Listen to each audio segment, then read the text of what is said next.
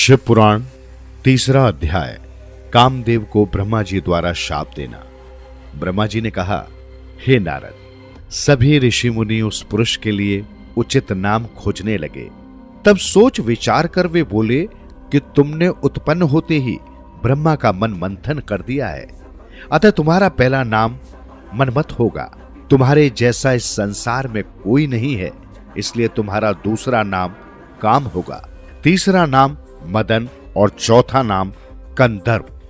अपने नामों के विषय में जानते ही काम ने अपने 5 बाणों का नामकरण कर उनका परीक्षण किया। काम ने अपने 5 बाणों का हर्षण, रोचन, मोहन, शोषण और मारण नाम से सुशोभित किया।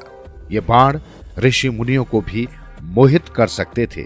उस स्थान पर बहुत से देवता व ऋषि उपस्थित थे। उस समय संध्या भी वही थी। कामदेव द्वारा चलाए गए बाणों के फलस्वरूप सभी मोहित हो गए। सबके मनों में विकार आ गया। सभी काम के वशीभूत हो चुके थे। प्रजापति, मरीचि, अत्रि, दक्ष आदि सब मुनियों के साथ साथ ब्रह्मा जी भी काम के वश में होकर संध्या को पाने की इच्छा करने लगे। ब्रह्मा व उनके मानस पुत्रों सभी को एक कन्या पर मोहित होते देखकर धर्म को बहुत दुख हुआ। धर्म ने धर्म रक्षक त्रिलोकीनाथ का स्मरण किया। तब मुझे देखकर शिवजी हंसे और कहने लगे, हे ब्रह्मा, अपनी पुत्री के ही प्रति तुम मोहित कैसे हो गए? सूर्य का दर्शन करने वाले दक्ष, मरीचि आदि योगियों का निर्मल मन कैसे स्त्री को देखते ही मलिन हो गया? जिन देवताओं का मन स्त्री के प्रति आसक्त हो, उनके साथ शास्त्र संगति किस प्रकार की जा सकती है?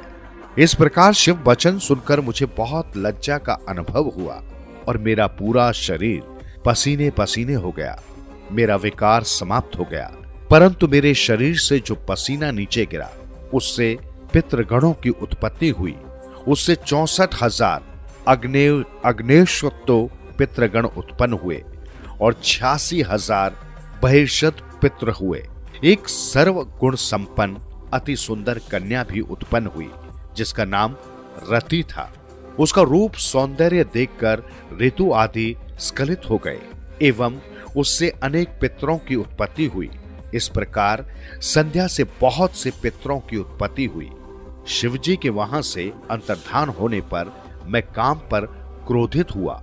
मेरे क्रोधित होने पर काम ने वो बाण वापस खींच लिया। बाण के निकलते ही मैं क्रोध की अग्नि से जलने लगा। मैंने काम को शिव बाण से भस्म होने का शाप दे डाला। ये सुनकर काम और रति दोनों मेरे चरणों में गिर पड़े और मेरी स्तुति करने लगे तथा क्षमा याचना करने लगे। तब काम ने कहा, हे प्रभु, आपने ही तो मुझे वर देते हुए कहा था कि ब्रह्मा, विष्णु, रुद्र समेत सभी देवता, ऋषि मुनि और मनुष्य तुम्हारे वश में होंगे। मैं तो सिर्फ अपनी उस शक्ति का परीक्षण कर रहा था, इसलिए मैं निरपराध हूं। प्रभु, मुझ पर कृपा करें। इस शाप के प्रभाव को समाप्त करने का उपाय बताएं। इस प्रकार काम के वचनों को सुनकर ब्रह्मा जी का क्रोध शांत हुआ। तब उन्होंने कहा कि मेरा शाप झूठा नहीं हो सकता, इसलिए तुम महादेव के तीसरे नेत्र रूपी अग्नि बाण से भस्म हो जाओगे।